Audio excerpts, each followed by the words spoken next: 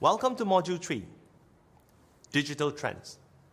In the first module, we have described the fundamental laws behind the recent progress in digital technologies, and we have seen how those laws have impacted individual.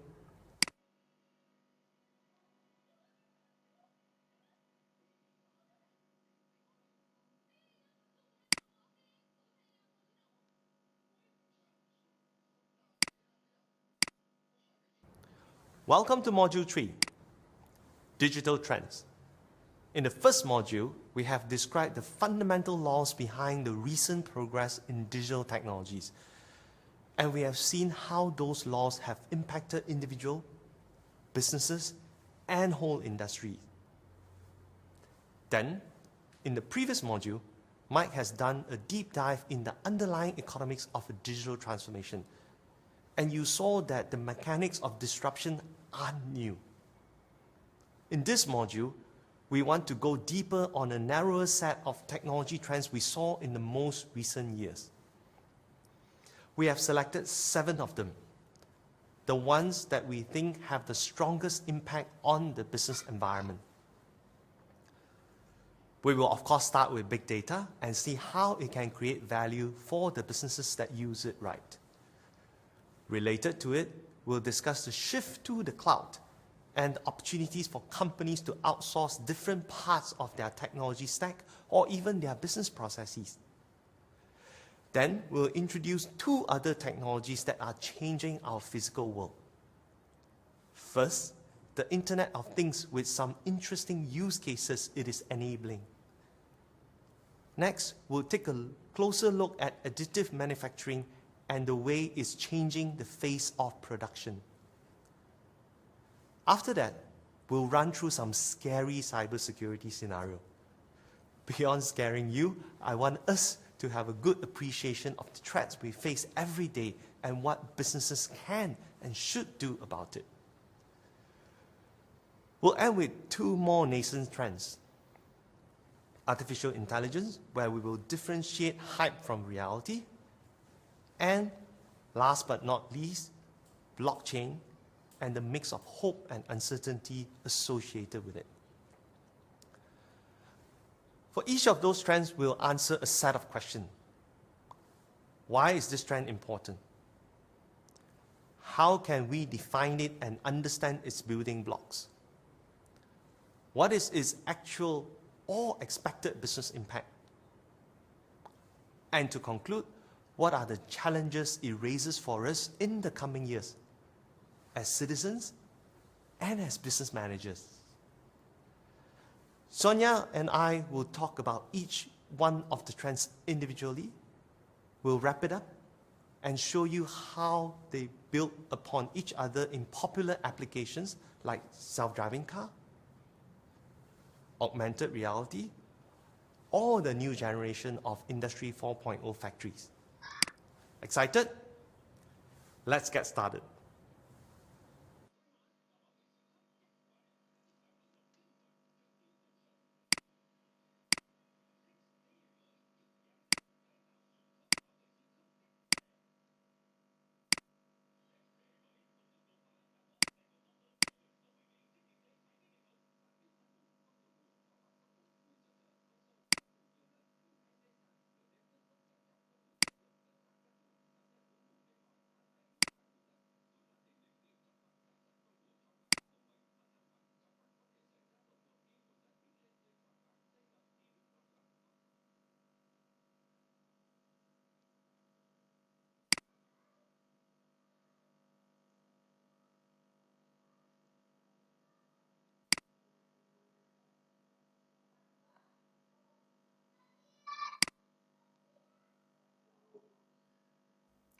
The way we interact with the world around us had changed dramatically over the last 20 years.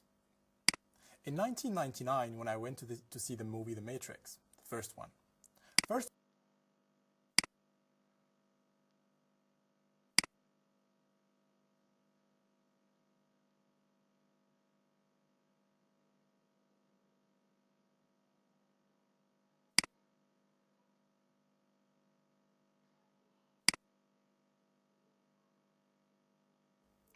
the way we interact with the world around us had changed dramatically over the last 20 years. In 1999, when I went to see the movie The Matrix, the first one, first of all, I learned about it from a theater billboard. I went there, I lined up, I bought the tickets cash, and for 2.5 hours, I watched the movie. I was disconnected from the rest of the world. What would this experience look like today? Well, I would have bought my tickets online. I would have taken a few pictures on the way or even in the theater, and I would have shared them on Facebook or Instagram. That is, if at all I decided to go to the theater instead of streaming the whole thing from home. With all this, we add to the amount of digital data in our world. But not only we as individuals generate data, a massive amount is also created across the value chain of any industry. During a manufacturing process, for example, factories are equipped with sensors that continuously assess or track the performance of every machine and track the parts which go through the assembly process. Due to this, the world's stock of information or data has been growing. Let's see how this growth looks like.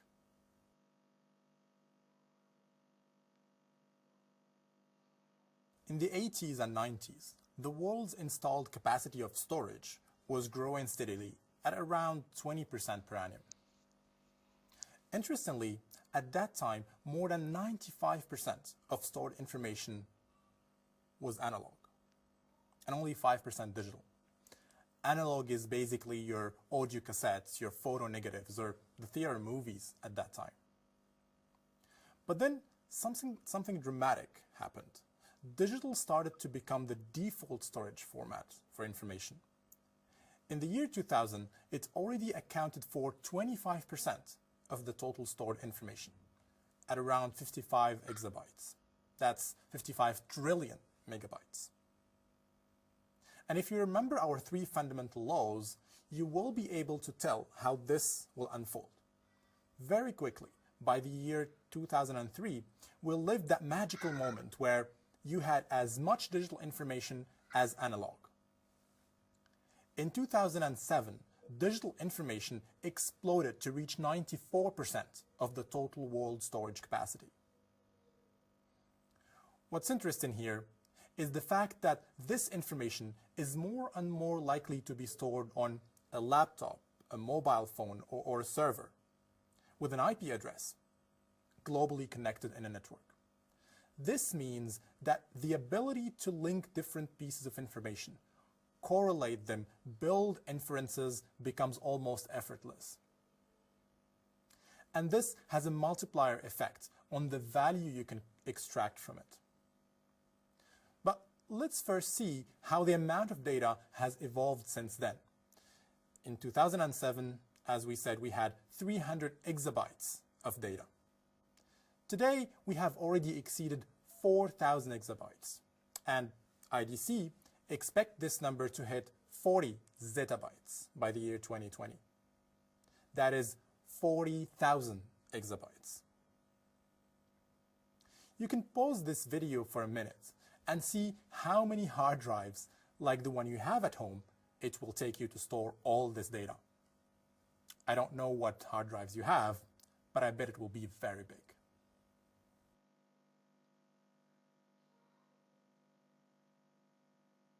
So, what is big data really? Big data is defined by what we call the 3 V's. Big data is big. So, first of all, it's defined by its volume. Every minute, 156 million emails and 452,000 tweets are sent worldwide. Remember, we're talking zettabytes of data. There are also multiple types of data. So, secondly, big data is defined by its variety. Data is not only collected during structured interactions, when you fill in an online form or you use your credit card. More and more, data is stored in unstructured, difficult-to-mine formats. Images, speeches in various languages, or videos like this one. Last but not least, big data is fast. So it is defined by its velocity. Do you remember the days when we wrote letters?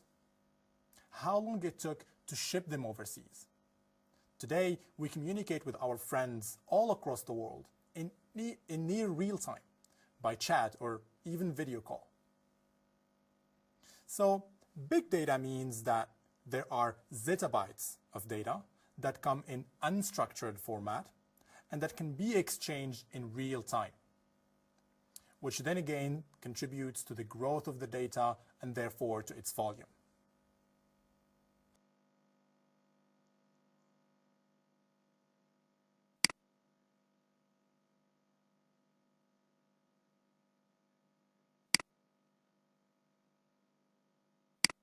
You're now able to recognize big data when you see it, at least technically. Because when I put on my business hat, I see there is a fourth V missing. Just because a company has a bunch of servers where it dumps every single piece of data doesn't make it a big data business. A company needs to be able to translate that data into competitive advantage, to create value and business impact from it.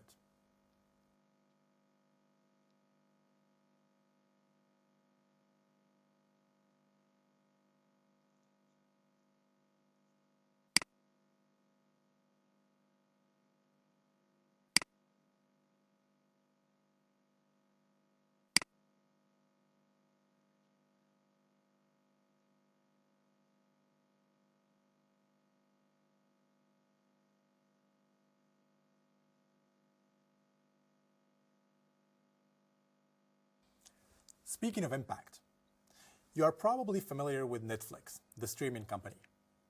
The competitive advantage of Netflix is not only making videos available online, it is improving the whole experience of discovering those videos in the first place.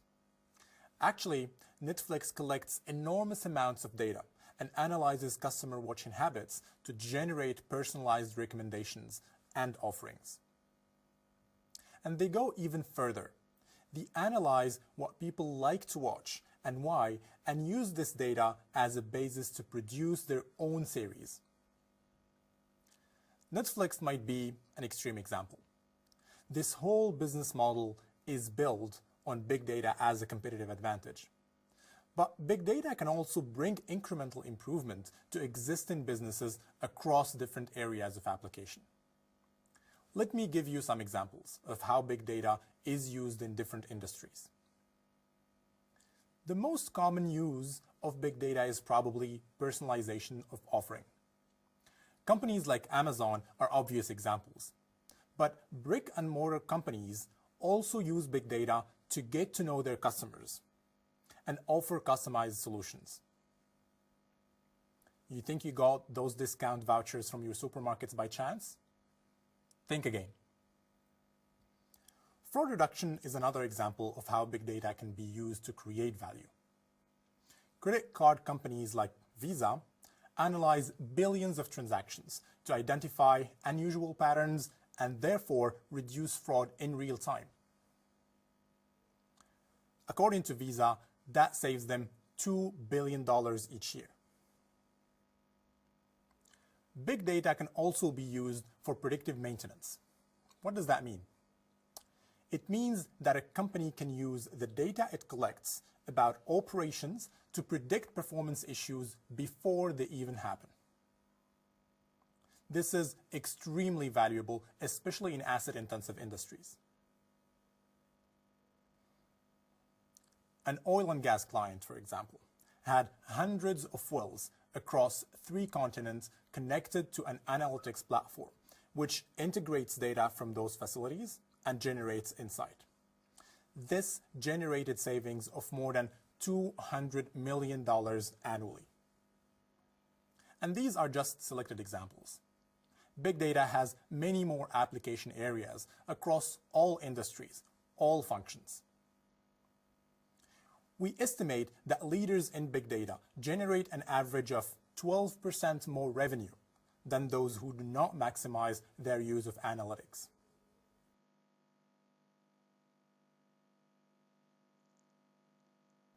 Now, how do those leaders better manage to unlock value from big data?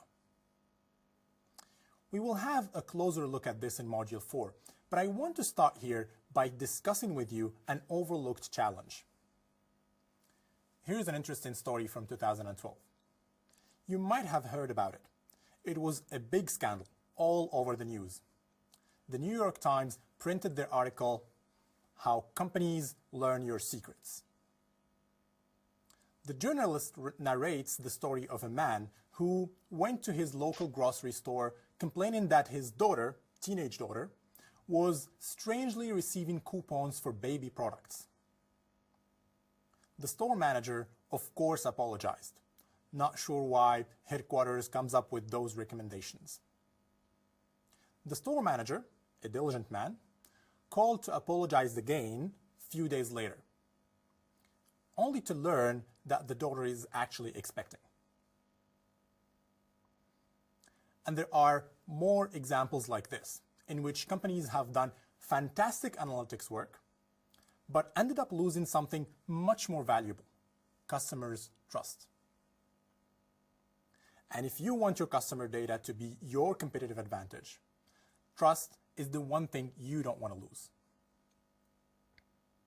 In fact, a BCG study found that customers' reaction to data misuse can cause them to reduce their spending with a company by about 1/3.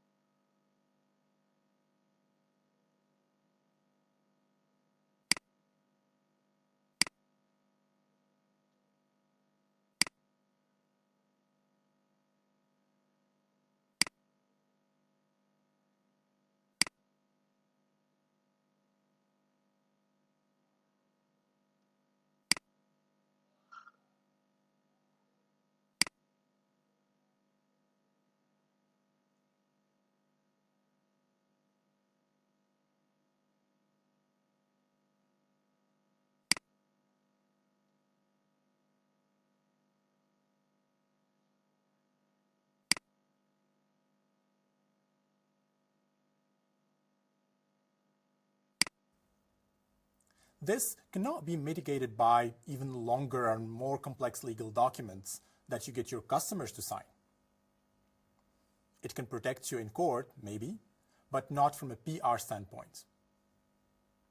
If you are interested to hear more about this, check my conversation with John Rose, BCG senior partner and writer of multiple perspectives on the topic.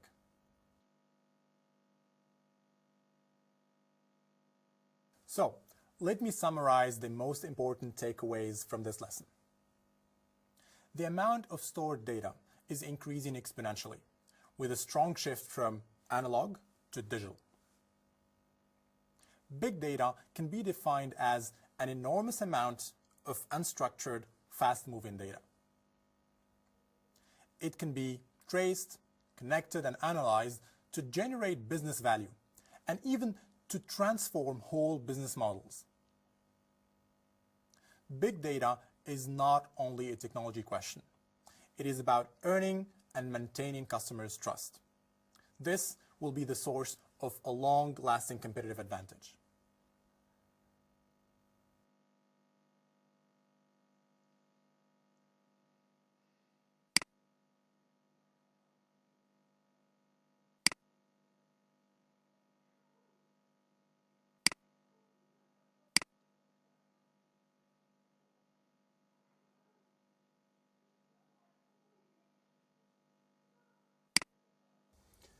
Now that we have seen what big data is and how it is transforming industries, I want to double click on one of the things we have mentioned at the end of the last video, how trust is important to what companies can do with big data.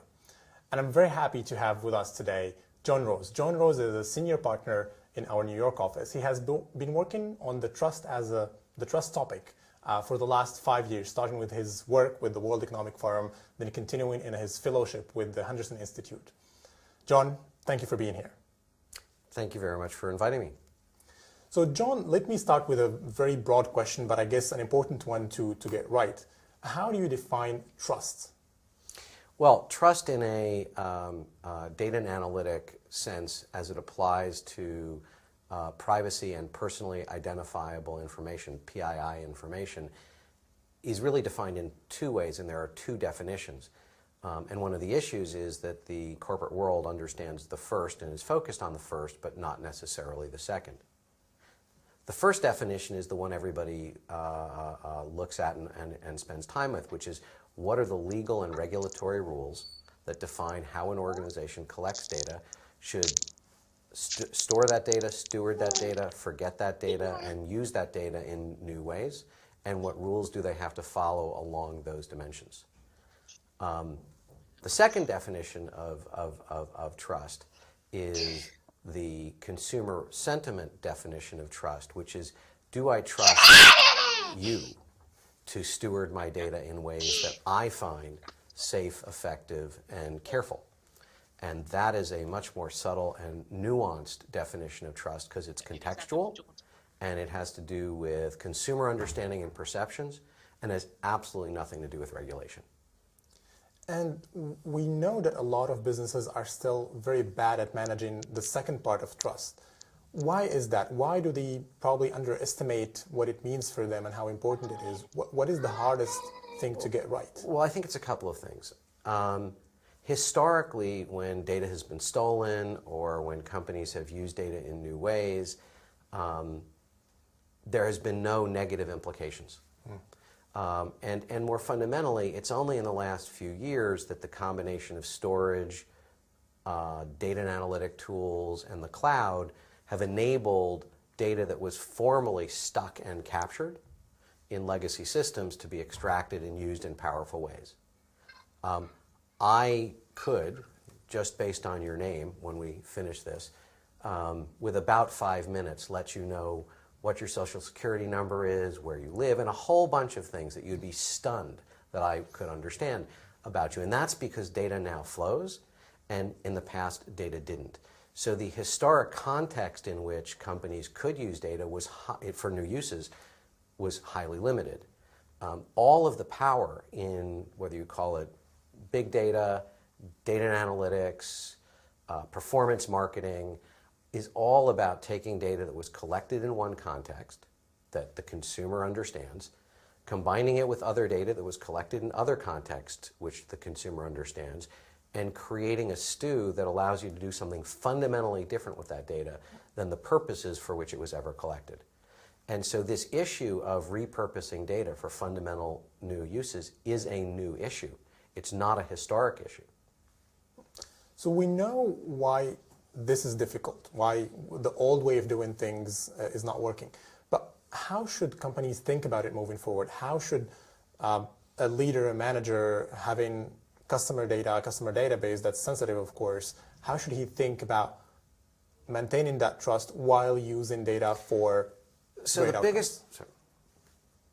So the biggest issue that needs to be addressed here is the understanding and notion that data misuse, in addition to its definition of crossing a legal and a regulatory boundary, has a second definition, which is unpleasantly surprising consumers about either what you know or about what you're doing with it.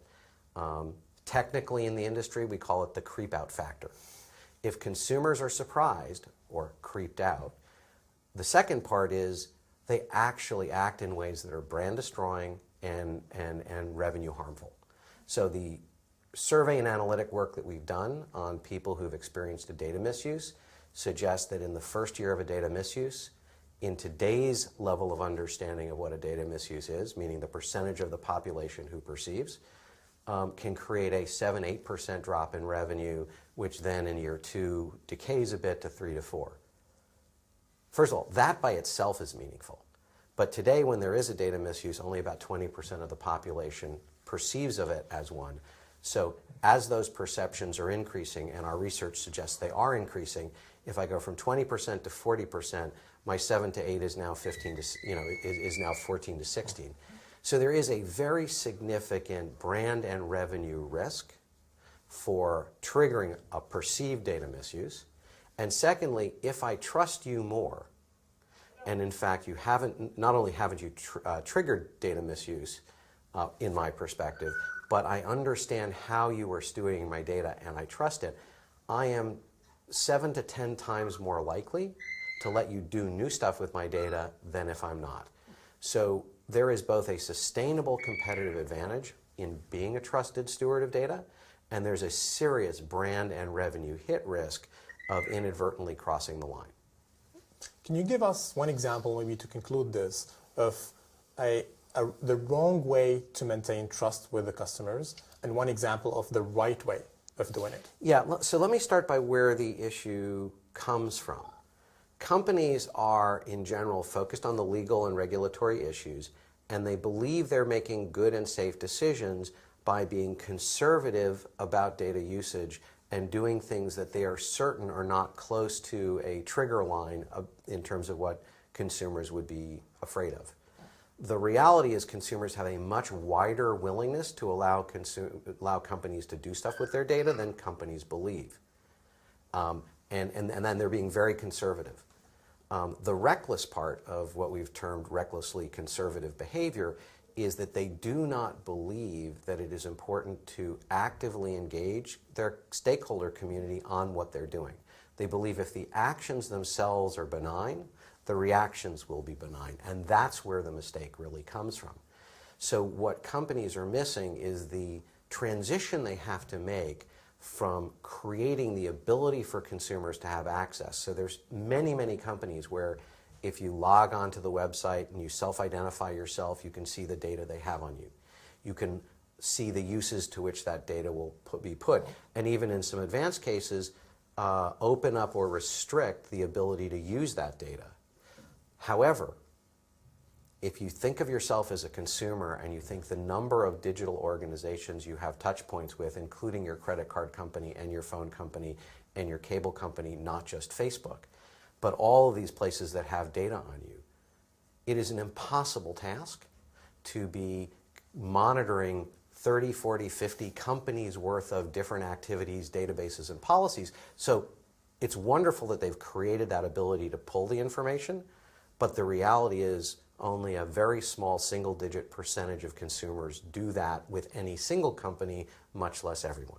So the challenge and requirement is to make this shift from a pull-based model, where I as a consumer am pulling the information in, to a push-based model where I as a company I'm ensuring that you understand the data I have, the way I'm using it today, and when I do something materially different, the way I'm going to use it in the future, and give you some opportunity in the new use to engage in some manner. That doesn't mean that everything has to be an opt-in permission. There are lots of different ways of doing it, but I need to allow for some degree of engagement. And that's where the reckless part of conservatively reckless fit in, and the consequences of not doing that are horrendous. So for example, because you wanted an example, when O2 launched a totally benign retail service in which they took all of the wireless location data and all of the underlying attributes of age, sex, earnings, and created an anonymized database for retailers in Europe to be able to do things like plan store promotions, figure out what to put in their display windows, all based on the fact that at different hours of the day and at different days of the week, different types of people are walking by. There was a furor because they hadn't communicated that the data was anonymized. They hadn't communicated in advance of launching the service what the service was. They hadn't communicated that it was going to be protected and how it was going to be protected. And they didn't give any consumers any ability to engage in the am I comfortable or not. As a consequence, the press reports were O2 sells data, sells their consumer data to retailers. The Germans forced them to pull that service from the market, and the German regulators went on a one-year war to convince consumers to stop using O2 as a wireless provider and switch to wireless providers A, B, and C. So the big shift is understanding that this issue has real consequences and making the pivot from making information available to ensuring that all of the consumers, and I use the term stakeholders, the other relevant stakeholders, understand what you're doing, understand how you're doing it, are able to engage in new use cases, and then move forward on that. And that engagement and transparency is the place where the rubber will meet the road on, am I developing a brand as a data steward that people trust, or am I going to continuously run into adverse consumer reactions when I do new things? And the key is to do that pivot indeed. The key is that mental pivot from making information available to assuming the responsibility to ensure that all of your relevant stakeholders, A, understand, and B, have some mechanism to engage. Thank you, John. It was a fascinating conversation. It's been a pleasure.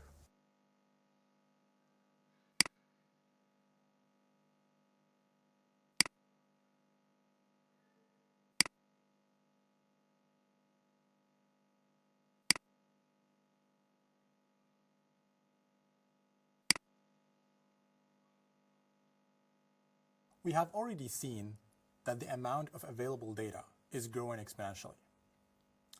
All of this data need to be stored, processed somewhere. And this is where the cloud comes into play. Every one of you are probably already in touch with the cloud through Google Cloud, iCloud, or Dropbox.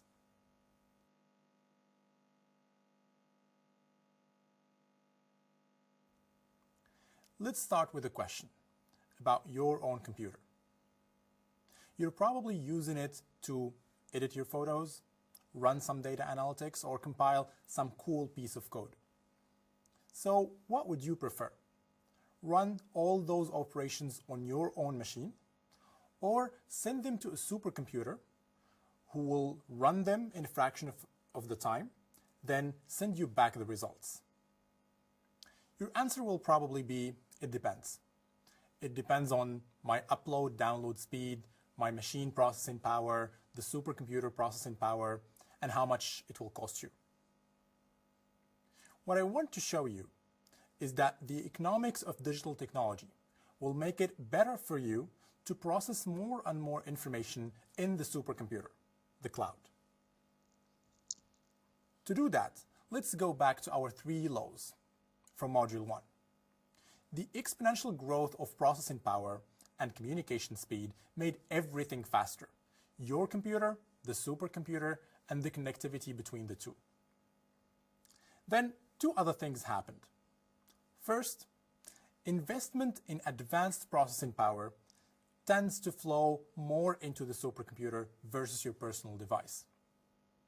Second, communication speed doubled its growth rate when we entered the 21st century, whereas processing power has been growing roughly at the same rate. This means that it became relatively more efficient for you to waste a small amount of time transferring data to save a lot of processing time by using the supercomputer.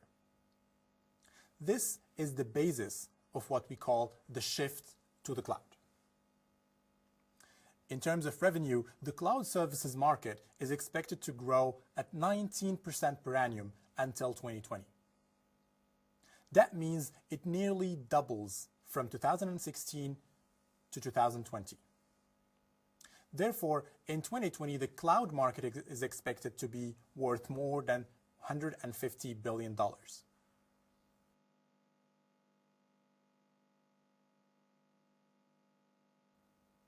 When we talk about the cloud, everyone has a vague idea of what it is, but what does it actually mean? What are cloud services actually comprised of? We are distinguishing 4 different layers of cloud services, depending on how deep the customer wants to be technically involved. Let's take an example to illustrate the 4 layers. We will follow Mia. Mia has just opened a web store selling karate equipment like kimonos, belts, gloves. Mia does not need to own the server storing all the product photos, descriptions, etc. She can outsource that type of infrastructure to a cloud service provider, such as Amazon Web Services. That is the first layer of cloud service, called Infrastructure as a Service, IaaS. Of course, Mia still needs to set up everything else on the web shop by herself. But at least the infrastructure, its security, and the backup solutions are taken care of. The second layer is called Platform as a Service, PaaS. As you can imagine, many of Mia customers would want to access her website on their mobile phone. So Mia decides to build an app. To do so, she can use Google App Engine as an example. To build the mobile backend that will host the code, manage the database, and even give her some analytics about app usage. The next layer is Software as a Service, SaaS. To manage a growing base of customers, Mia can buy a web-based customer relationship management software, like Salesforce, for example. Her customer data is managed centrally, synthesized into customer dashboards to help her decision-making.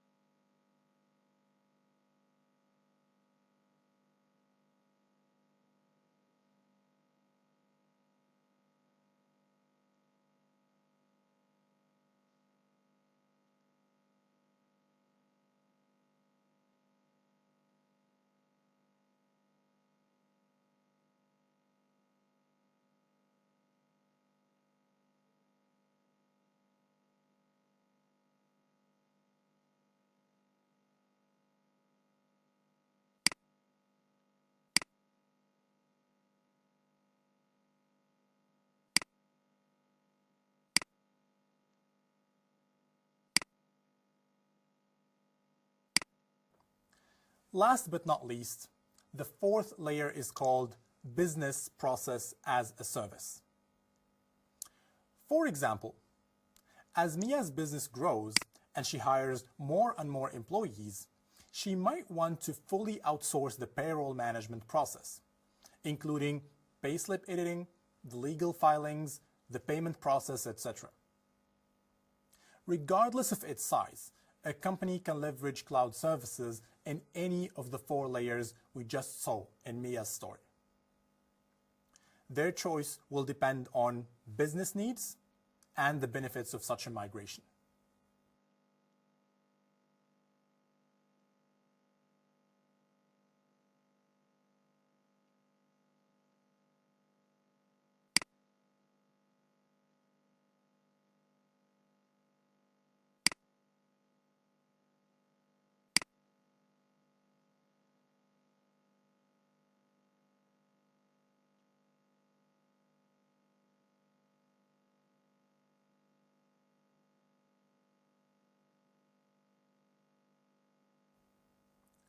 There are three general benefits for companies using cloud services: performance, agility, and cost reduction. Let's look at these three benefits in more details. Performance. Cloud services can be more reliable, build in disaster recovery mechanisms that many businesses forget or underinvest in. They can also give access to peak capacity that would not be economically viable if built in-house. Agility. Not only can cloud services be set up quickly, they can also be scaled as the business grows. They allow seamless upgrade and are device agnostic. Cost reduction is a tricky one. In theory, we know that running a cloud service, especially on the lower layers, is a scale business. If we discard other migration and regulatory costs, you can derive two types of cost benefits from the cloud. First, using cloud services can reduce a company's upfront investments, the capital expenditure. This is especially important if there is high uncertainty on how much capacity is actually needed over time.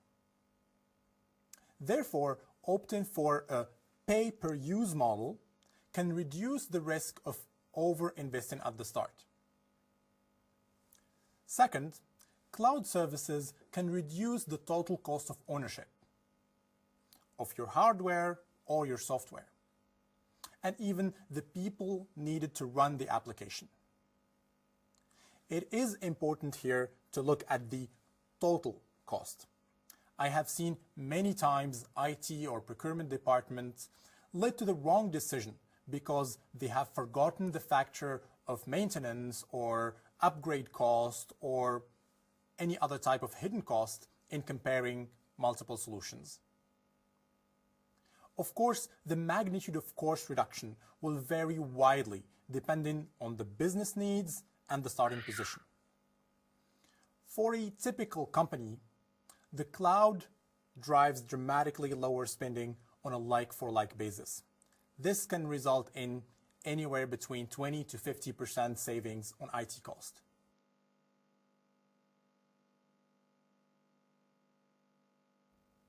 Now, what does a company need to keep in mind when using cloud services? We talked about the need to look closely at the economics and pay close attention to the total cost of ownership before triggering a migration. But from a technology perspective, hyperscalability is the key for successful cloud solution. Hyperscale is the definition of an architecture that can scale appropriately with increased demand. Why is this important? Let me tell you a story. One of our clients, a telecommunication company, was starting to outsource its customer relationship management system to a cloud service provider. Reliability, but also customization of the solution were extremely important. Therefore, they purchased a highly advanced, very personalized service. As our client acquired another company, they needed to scale up this solution very quickly in order to add new stores. However, they realized that scaling up their cloud was costly and took a long time due to the level of customization. This caused serious problems and delays in the post-merger integration. This is why hyperscalable solutions already make up 20% of data center market, and they're becoming more and more pervasive.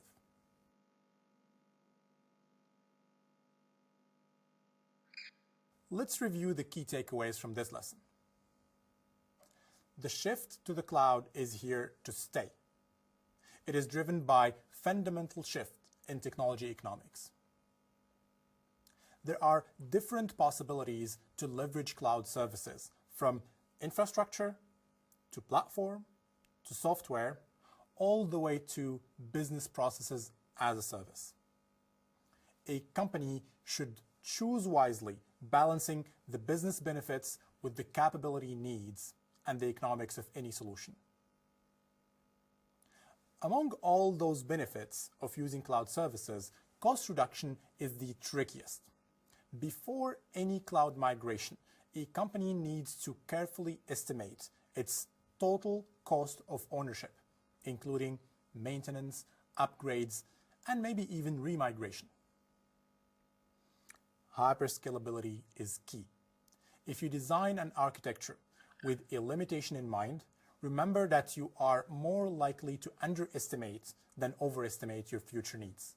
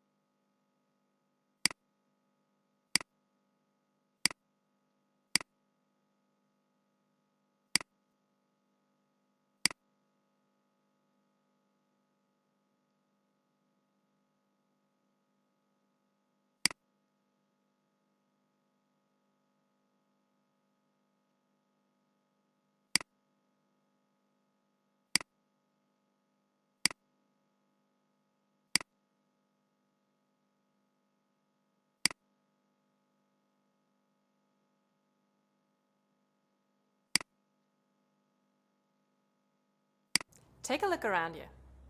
How many devices do you see that are connected to the internet? Your cell phone, your computer, your TV, perhaps even your car or your fridge. More and more devices are becoming connected to the internet and to each other. I can now use my smartphone to monitor basically my whole house. The home temperature, potential intrusions, utility usage, from wherever I am in near real time. Not only can you monitor those things, they can also communicate with each other and adjust automatically. Also outside of the home environment, objects of all types are becoming connected, from the traffic light to the power plant. This hyperconnectivity is becoming more and more relevant for industrial use also, for transportation, traffic management, or production.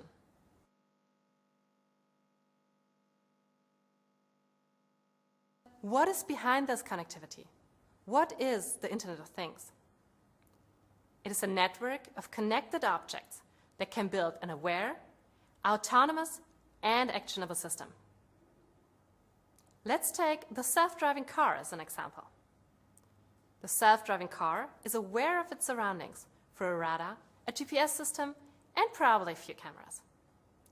It is autonomous in analyzing its position and drawing a map of its surroundings. It can also communicate with other cars or with a central server to check the traffic conditions along its route. It is actionable when it decides from all those inputs when and where it will go next. And it can translate that into commands for the engine, the brakes, the steering wheel. This system as a whole can get pretty complex, with multiple components interacting with each other. Let us try to make it simple. Imagine there are 3 different layers interacting with each other all the time. One layer is the connected objects, the radar, the cameras, the intrusion detectors, but also your utility meter, your watch. All those devices need to interact with a central platform that can consolidate the data and decide what to do with it. That's the second layer. On the other side, as a third layer, you have few services that can understand the data aggregated by the platform and translate it into action. Between those layers, data is constantly exchanged using networks, which can be anything from Wi-Fi to satellite or fixed or mobile operator lines.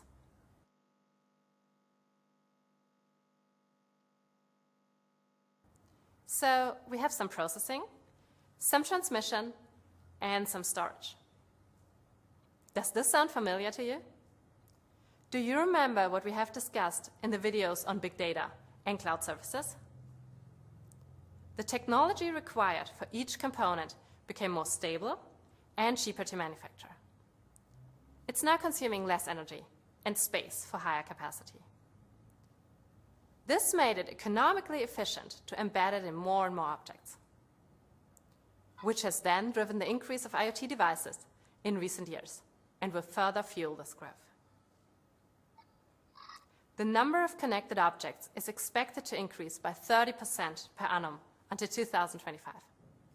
This means by 2020, we will have between 50 to 75 billion connected objects. Just think about that for a second. It will be 7 to 10 devices per human being on the planet.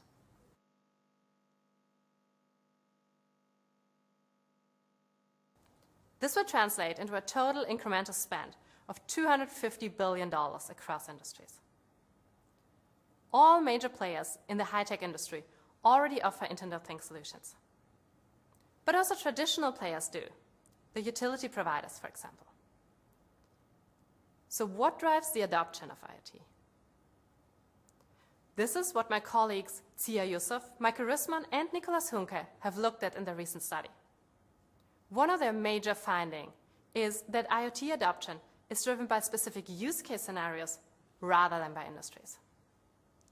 Some of those use cases do not only incrementally improve existing operations, but also create innovative products or even business models that were not possible before.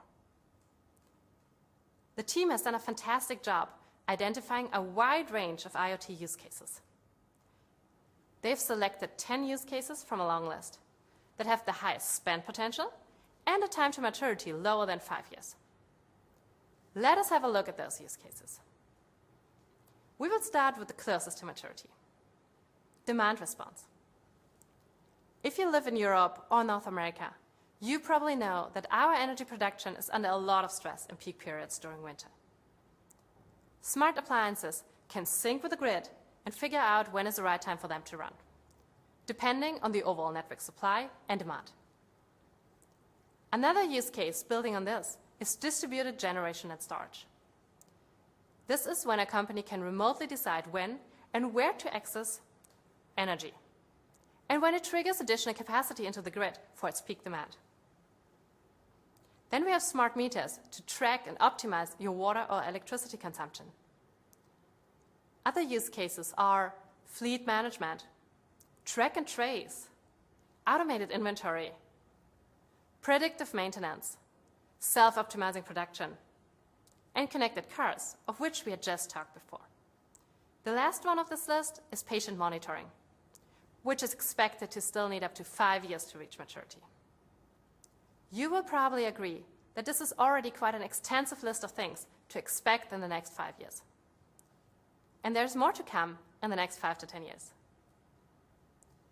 But as you have seen from these use cases, they are not equally distributed across industries.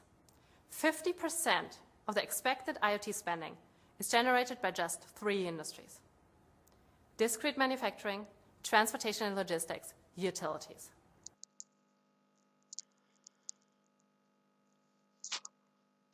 Overall, IoT is still in its early stages of maturity. Still, there is no one single IoT. Multiple players are trying to consolidate the use cases we've just talked about and win the platform war. The key questions that companies need to ask themselves are on operability. Will the platform they are using today be interoperable with others tomorrow? Will we see the days of full interoperability between devices, services, and platforms? This reminds me of the journey the internet as we know it today went through. You might not remember it, but there was a time where it was entirely possible that we will end up with multiple connected networks that don't connect with each other globally. This was before people like Van Jacobson standardized the TCP/IP protocol, a protocol which guarantees a single, fully scalable internet as it is today. IoT is not there yet. We have a number of platform service providers. We counted more than 400 this year. The reality is only a few will survive. And they will do so if they are able to federate a large and loyal community of application developers around them. Open source might be one path to full interoperability. In the meantime, what do I advise my clients when they are looking for a platform provider? Obviously, a technology offer that's compatible with the company's system, a modular architecture, and easy-to-use APIs that can prepare the company for future integrations with other IoT ecosystems, other application or service providers.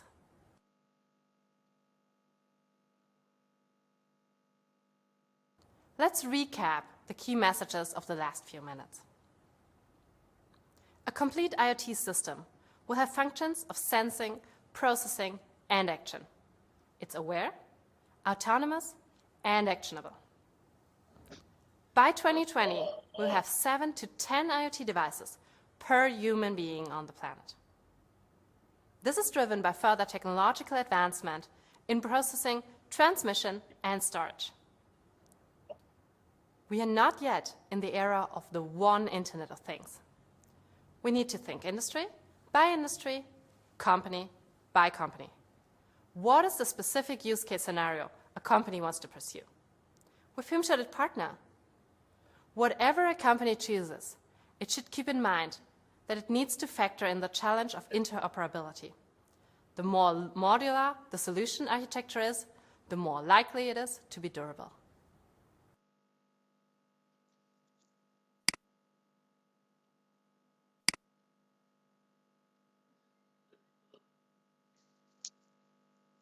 Cô đi ngủ cô phải đóng cái cửa để lại chứ. Cô đi ngủ cô cứ để gì ho là đúng như chi là.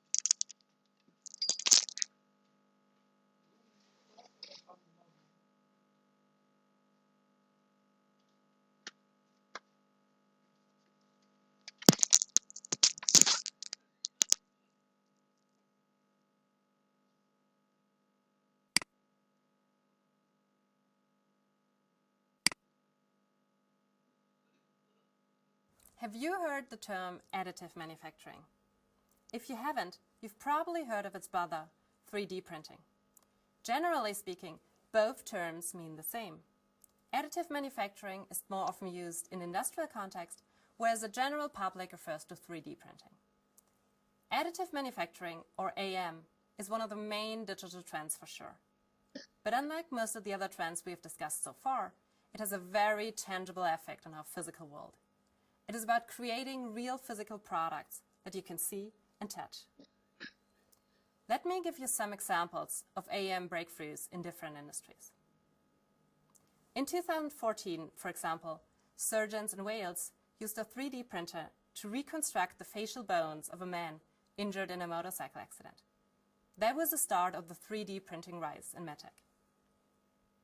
In 2015, the FDA has approved Spritram as the first 3D printed drug. It is used to reduce seizures for epileptic patients. The 3D printing technology allows the pill to disintegrate in the mouth with just a little bit of water, which helps to swallow the pill. In 2017, Reebok announced to 3D print its next line of shoes by their new Liquid F factory method. And there are many more examples like this.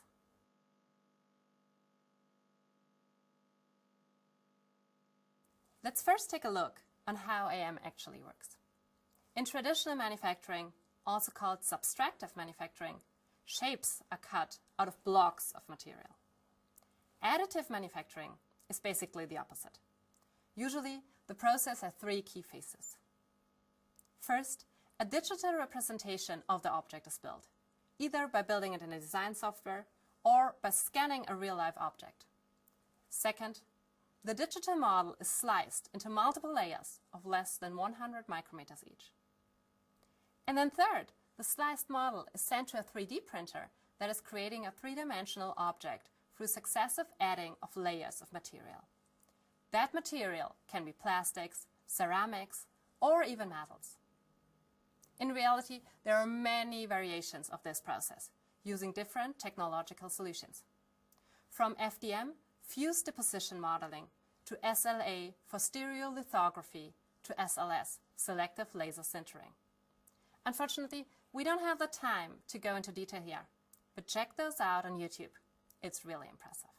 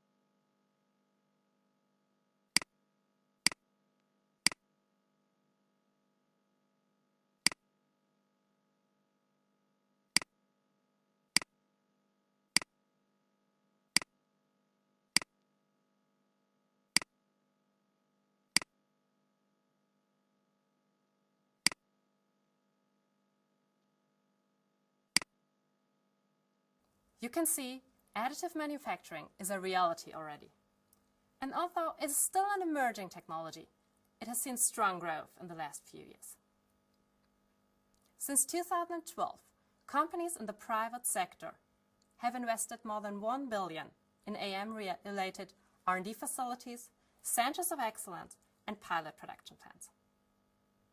In 2015, the overall 3D printing market totaled $5 billion, and is projected to triple by 2020 and to reach $350 billion by 2035.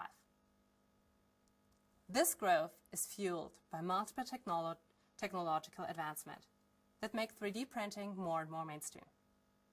First, 3D printers are becoming affordable. While the entry price a few years ago was $5,000, you can now buy a decent one at $500. So, a few years from now, having a 3D printer in your house will not be uncommon anymore. But let's talk about this a little later. Similar to the price for the printer itself, the required materials are becoming less and less expensive and more diverse. And last but not least, new 3D printers can now print parts in minutes instead of hours, or 25 to 100 times faster than previous printers.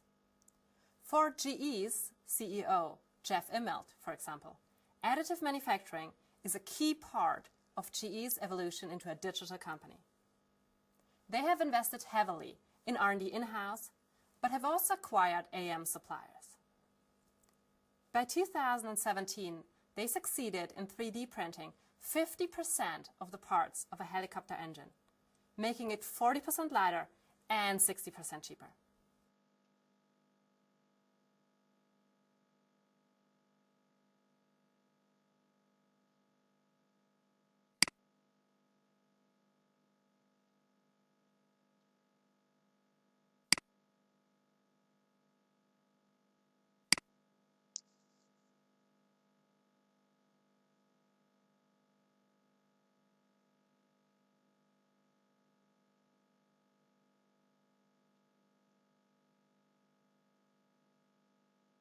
There are multiple benefits in additive manufacturing, not only for GE, but for companies across industries. AM does not require a lot of customized setup costs before going into production, giving a company greater flexibility in terms of production volume, timing, and even location. It can also be more precise than many traditional methods in building complex objects. And it generates less waste, as the object is not cut out of a block of material, like in traditional subtractive manufacturing. As a result, companies can consider different opportunities to evolve their current manufacturing process. The first is in the prototyping phase. Traditionally, prototyping required to either build the prototype manually or to adjust the whole production line. Obviously, that costs a lot of time and money. With additive manufacturing, however, it is possible to develop a prototype without any setup costs, without the need to disturb the functioning of the production line. During the production phase, one main application area of additive manufacturing is personalization. We discussed the ability of creating tailored prosthetics for patients in the beginning of the video. But this can also include innovative products that we were not able to build before, such as bionic, lightweight, and hollow structures, like fast-dissolving pills. However, additive manufacturing is not expected to fully substitute the conventional, well-tested processes, especially for high-volume production. Why is that? Remember, one key advantage of additive manufacturing is the close to zero setup cost. When you have a high-volume production, setup cost is anyway insignificant in the bigger scheme of things. And when no personalization is required, the scale effect of a mega factory makes the economics work just fine.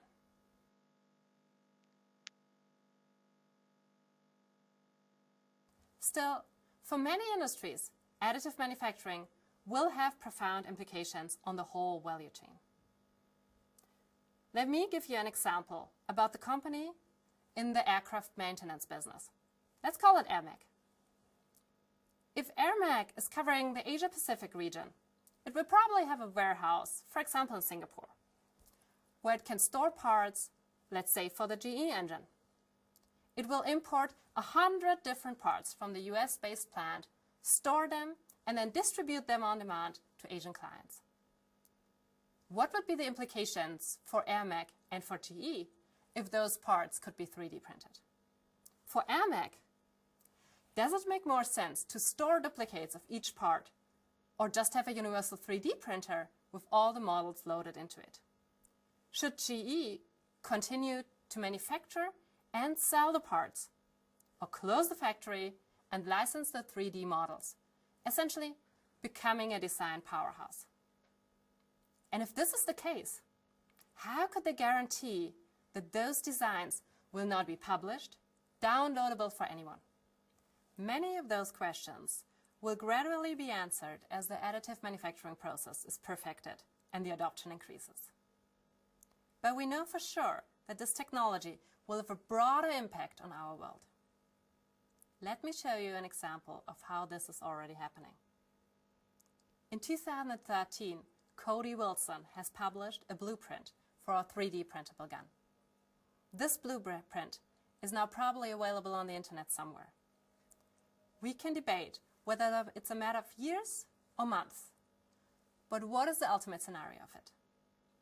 With a personal 3D printer, someone could download the Cody Wilson's file from the internet and simply print a gun in any country, anytime. If you replace the gun in the example by any other physical product, you will still see that additive manufacturing raises a lot of questions and challenges, from regulations to border control to intellectual property protection and even taxation.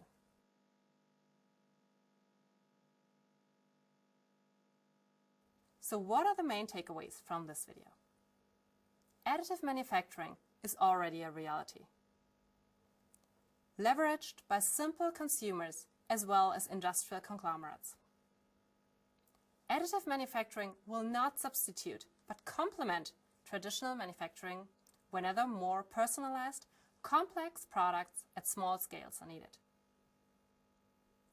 For many industries, increased adoption of additive manufacturing will reshape the value distribution among the players and dictate new ways of organizing the global supply chain. Geopolitical implications need to be taken into account, and new regulatory frameworks will need to be thought of as a consequence of blurring boundaries between the flow of physical goods and the flow of information.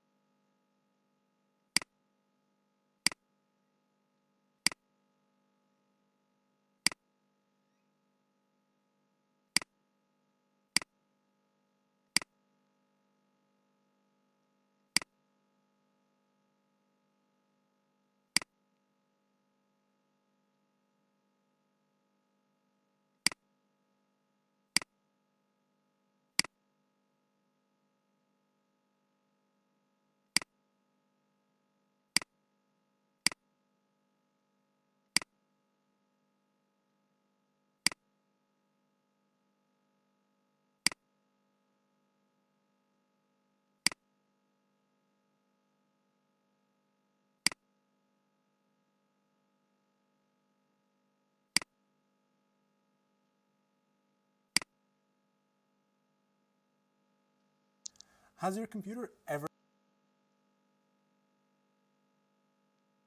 been hacked or infected with a virus? If it has, then you know that this is not only annoying, but it's also costing a lot of money and time. And if it hasn't, let me ask you, are you sure?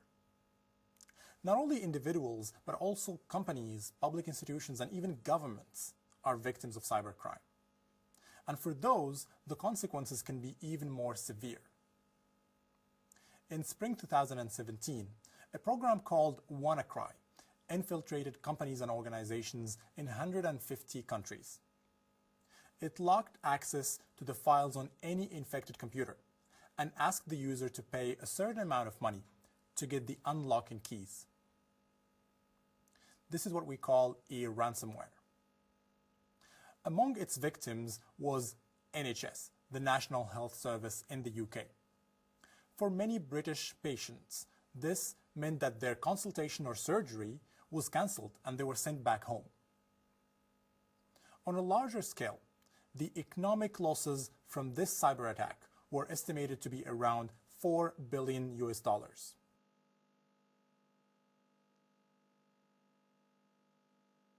This is only one example of a cybersecurity breach. In reality, there is a variety of approaches that attackers use to affect computers and even servers. Let's have a look at the most common ones. We will start with a relatively low-tech attack called phishing. This is a fake email, text message, or website created to look like they're from a legitimate source.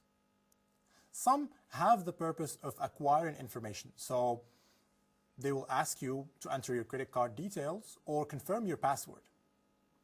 Others will install malwares on your computer once you open an attachment.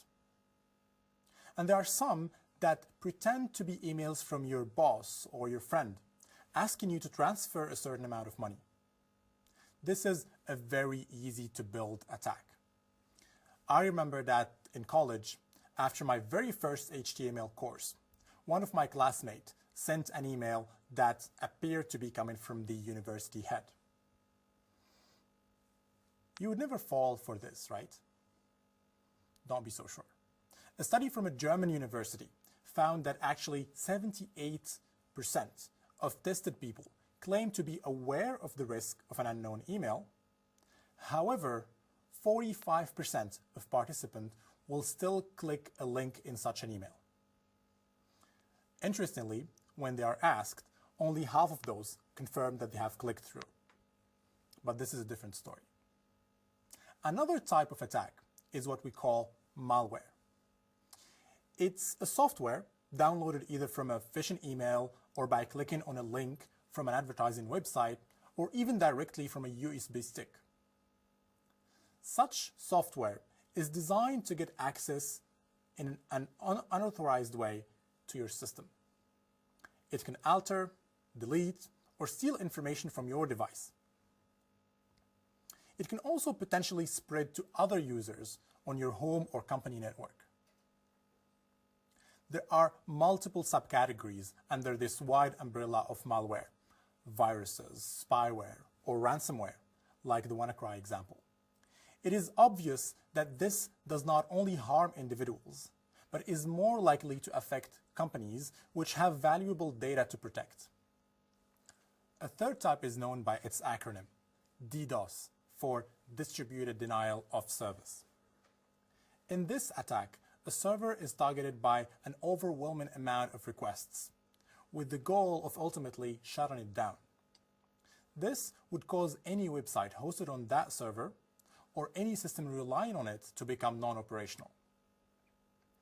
This is a relatively more sophisticated attack because it usually involves the hacker having access to many infected devices, then directing them to send the requests simultaneously to a single targeted server.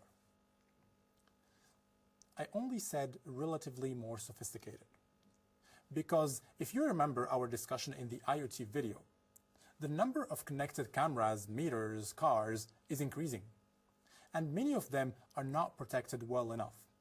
This is how a massive coordinated attack crippled one of the internet service providers here in Singapore in 2016. This is the kind of thing that can do a lot of harm to a country. If you are asking yourself, how can someone crack that many devices, many of which come with a password? Then you should hear about the brutal force attack. This is done by a software that tests millions of different combinations of letters and numbers to crack the password and therefore get access to the device. But not only this, similar programs can be used to crack encrypted messages or financial data. The last type of attack we will describe is probably the most obvious, the physical breach. In the simplest case, the intruder walks in during lunch break, sits on an unlocked computer, installs a malware, steals data, or sends an email, then walks away. Simple, but incredibly dangerous.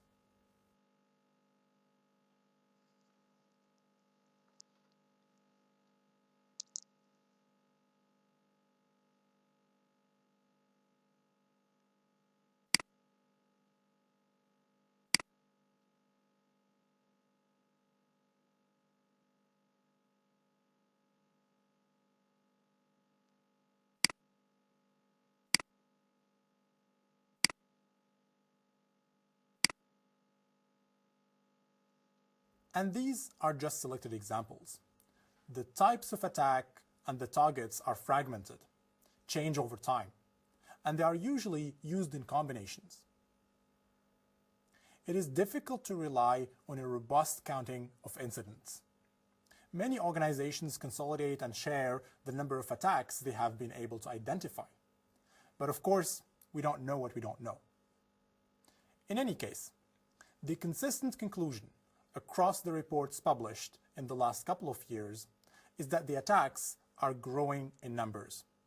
Dell estimated that the global number of malware attacks nearly doubled between 2015 and 2016.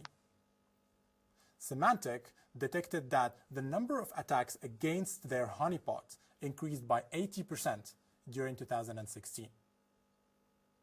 Those attacks are increasingly targeting the end-user devices as their entry point instead of the server. What we call end-user device can be your laptop, your mobile phone, or your connected object, like the one we have described in the IoT video. If you are wondering which industries are most impacted, I would say all. Although financial services and public sector are usually in the list of the most targeted ones. This also has to do with what motivates the attackers. In a report by Verizon, 70 to 80% of attackers are motivated by financial gain. 10 to 20% are acts of espionage. Only a very small fraction is promoting an ideology or perpetrated by a hacker having fun in his garage.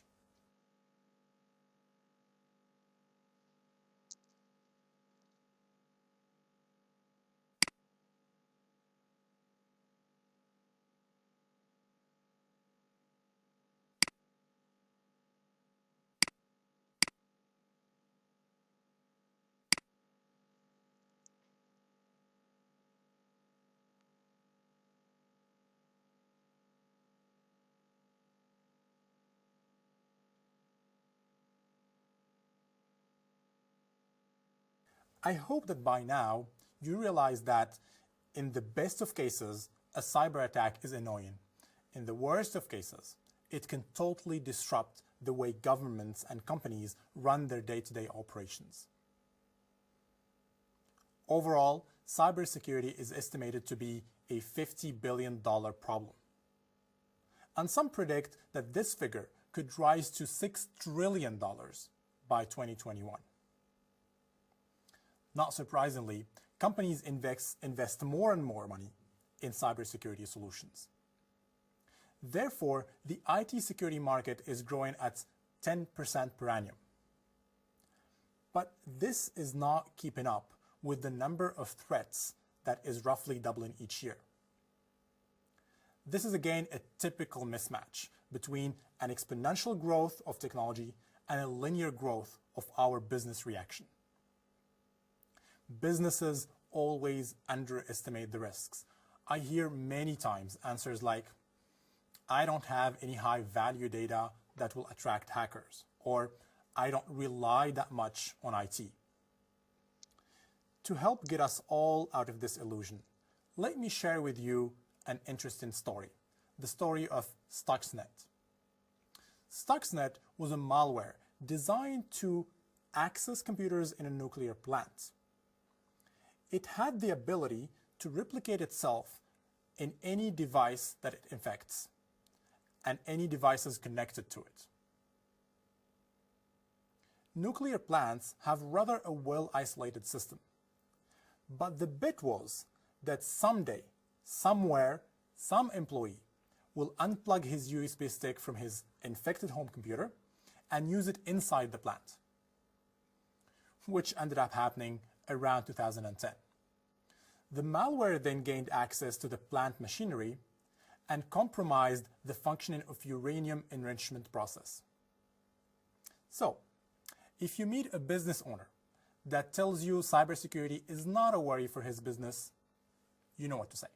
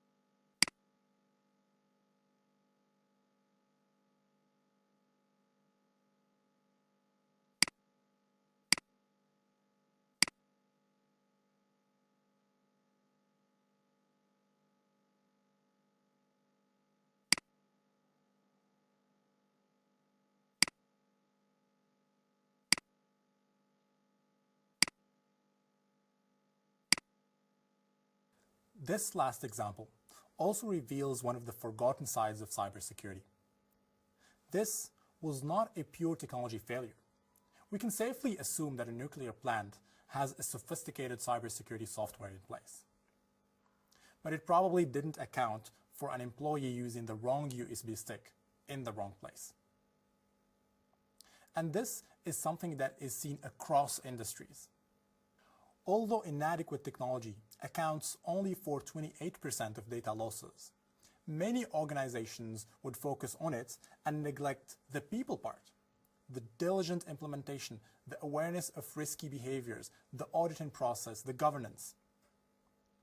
This has to do with the fact that in many organizations, top executives and board members still believe the cybersecurity is an IT issue. Sustainably addressing cyber risk requires an organization-wide approach, probably even coordinations with the broader ecosystem. Boards and senior management need to be aware of the risk and prepare for it, because it's likely not a question of if, but when the company will be target for cybercrime.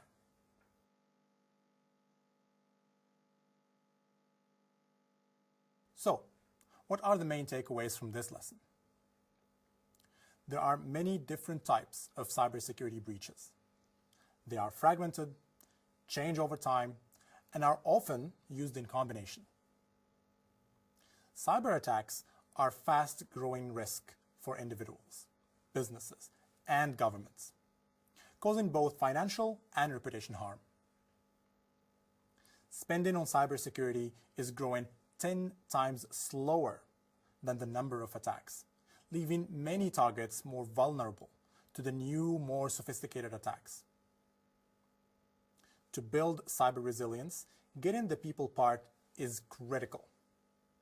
Remember, having the wrong technology tools only account for 28% of the breaches.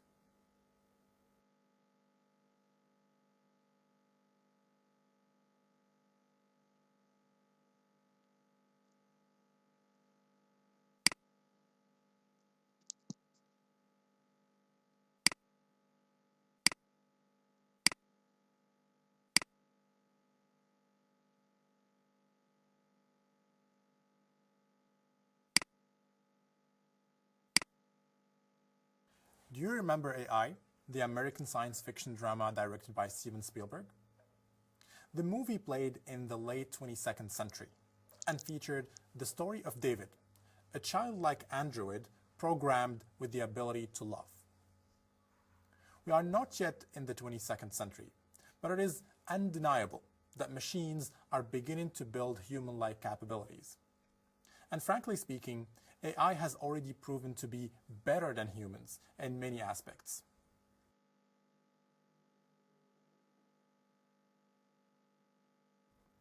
I still remember in 1997, IBM's Deep Blue defeated chess champion Garry Kasparov. At the time, it was some sort of comfort to me when I couldn't beat my computer in a chess game. How did it work? The main algorithm used by Deep Blue was very simple. It was actually a variation of an approach described by the mathematician Claude Shannon in 1950. From a given position, the computer evaluates all the possible moves. Then, for each possible move, it evaluates the possible responses from the opponent, and so on and so forth. And it continues doing this evaluation for as many rounds as it can, depending on the processing speed and the time available. Once this is done, the computer simply chooses the move with the best prospects. So, the kind of artificial intelligence displayed by Deep Blue was possible thanks to the massive increase in processing power. And that's why Kasparov actually won against Deep Blue in 1996, but lost in 1997 when the machine doubled its processing power. The continuous increase in processing power naturally led to capabilities beyond chess play.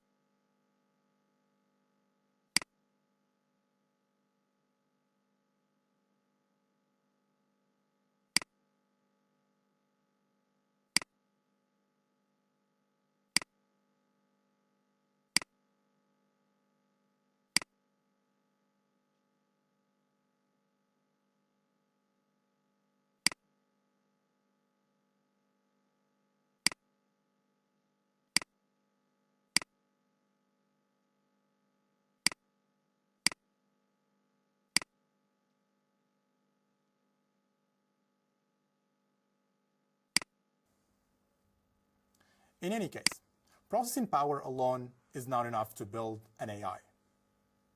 We need at least two other ingredients. First, we need a way to capture and accumulate inputs from the world that the artificial intelligence is interacting with. Second, we need to find the right algorithms and techniques to process this input in order to build the right outcome.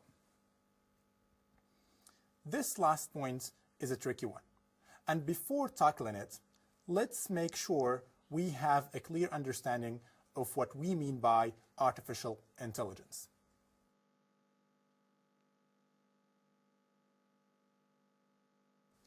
Let's try a simple definition for a start.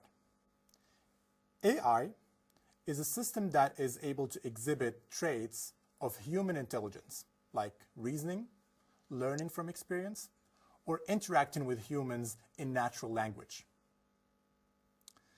This definition feels intuitive, but it is a bit ambiguous, mainly because what we can consider intelligent changes over time. Is it intelligent to calculate the square root of pi in few milliseconds? Is it intelligent to play chess like Deep Blue did? Is it intelligent to speak like Siri? The answers to those questions are subjective and are not the same today compared to 20 years ago. To make it slightly more objective, we can distinguish two types of AI: general AI and narrow AI. General AI is typically what you see in the movies, a complete system that is undistinguishable from a human. It knows or can learn anything humans can learn, has emotions, even has purpose in life. Narrow AI is less ambitious. It is when a system exhibits human-like intelligence traits on a specific field or task. AlphaGo knows how to play the game, but can't write a cake recipe. Watson can answer general knowledge questions and has even trained to detect cancer, but it can't tell you how he feels about your daughter's drawing. Not yet, at least. As I said, today we don't know how to build general AI, but we became very good at building narrow AI. This is because the individual ingredients of narrow AI, as we described them earlier, were ready. Sufficient processing power, lots of available data, and last but not least, the right set of techniques and algorithms.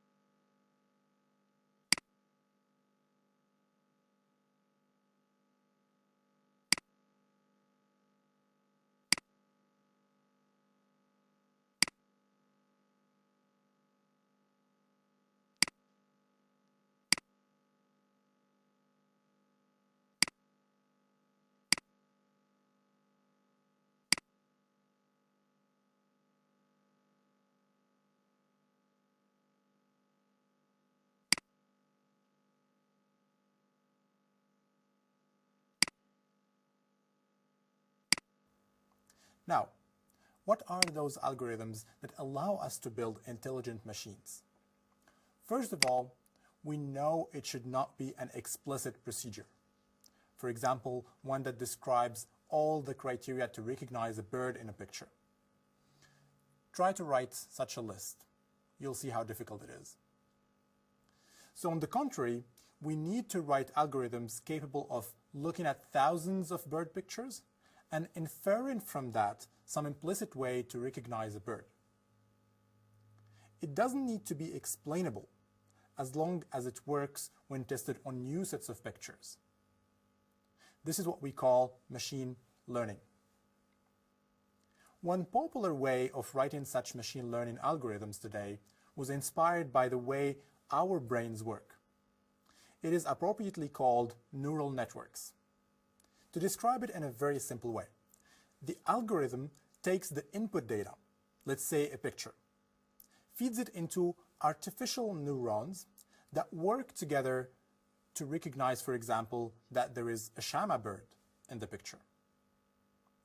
Neural networks are a scalable technology. You can combine many layers of neurons in what we call deep learning algorithms, and that to achieve more complex functions. For example, to estimate arrival time for millions of Uber rides based on city traffic history, or come up with accurate sentence translation by learning from all the web pages out there that are available in multiple languages. This field of research is a promising one. We don't know if it will take us from narrow AI to general AI, but we have already reached a point where machines can interact through decent natural language processing, where they can decode human face and understand their emotion. and even write a script or a piece of music. This should help you realize that the capability of AI are vast, and not all business possibilities have been explored yet.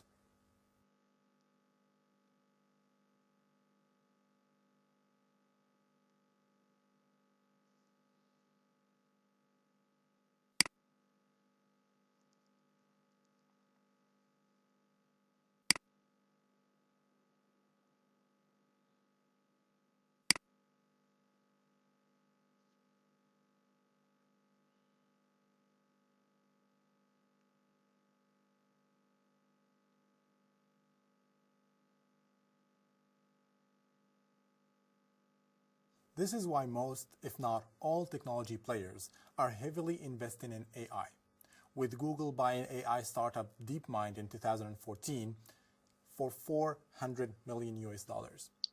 Microsoft Ventures investing in AI startups Agolo and Bonsai, and Amazon even building their own Amazon AI entity, with Amazon Echo being their first mainstream product. And this is not a game for technology giants only. Global investments in AI went from $0.6 million in 2012 to approximately $5 billion in 2016, and is estimated to reach $12.5 billion in 2017. So more than 50% increase in only 1 year. This growth is expected to continue throughout 2020, when revenues will be close to $50 billion US.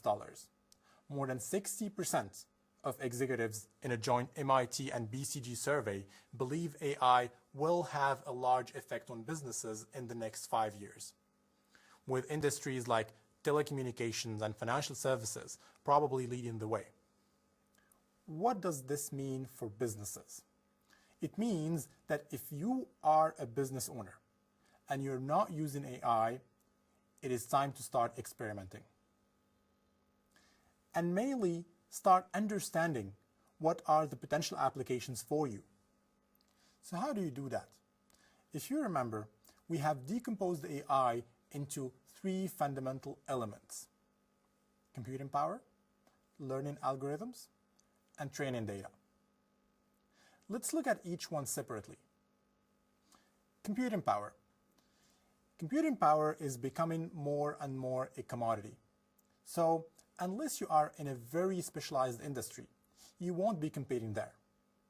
And you are likely to use off-the-shelf computing infrastructure, potentially on a pay-per-use basis. Algorithms are everything but a commodity. They are a lively field of research, and the limitation factor here is finding the right talent to keep up with this evolution. And I would argue that it's not only about data science or machine learning talent. It's also about upskilling the whole workforce to work in an AI-enabled environment. Last but not least, the training data. It is more often than not a competitive advantage, and businesses tend to keep it proprietary. The key thing to understand here is that no algorithm can make up for missing or low quality data. Remember this very simple rule about AI: garbage in, garbage out.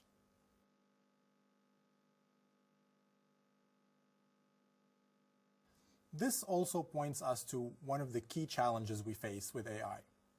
Even if we excel in all the 3 fundamental capabilities, phenomenal computing power, best-in-class talent to keep up with advances in AI algorithms, and very high-quality data. To illustrate the challenge, let me share with you this philosophical riddle. If a self-driving car has the choice between 2 courses of action, one where it will kill 1 pedestrian, and one where it will kill 5, which one should it choose? If you're like most people, you would want it to save the 5 and sacrifice the 1. Now, what if the 1 is not a pedestrian, but the car owner in the front seat? Should the car sacrifice the owner for the greater good? If you say yes, then you are coherent. But then, would you personally buy this car? If you are like most people again, you would not. And this is in case we can understand explicitly what choices the AI is making, which in most cases is unlikely. The most sophisticated AI algorithms are black boxes that learn from experience to make their choices, but no one is able to explicitly identify which input variable or which past experience led to which choice. This has serious ethical and sometimes legal implications. In 2015, for example, a study has demonstrated that AI algorithms can develop discrimination biases based on race or on gender. Let's say, for example, that you want to train an AI to help you select the best candidate for a given job description. If you base the training on the results of previous recruiting campaigns, you will likely be replicating the same biases that human recruiters might have against certain minorities. Or the algorithm might learn, for example, that female offers should be lower than males because that is still, unfortunately, the case in many companies today. Some of those dilemmas will likely be solved with improved understanding or better control of AI algorithms, but some others will need policy and regulatory changes.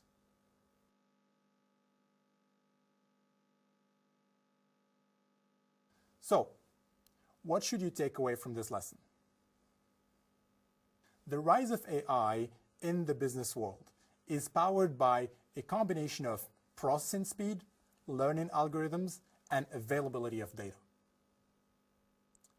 You should distinguish between general and narrow AI. All AI you have seen so far is narrow AI, except maybe in the movies. AI revenue is expected to grow more than 50% per annum throughout 2020. Early adopters that are able to upskill their talent pool and enforce data governance best practices will keep a competitive edge there. Even in the short and medium term, AI raises ethical questions that still require policy and regulatory answers.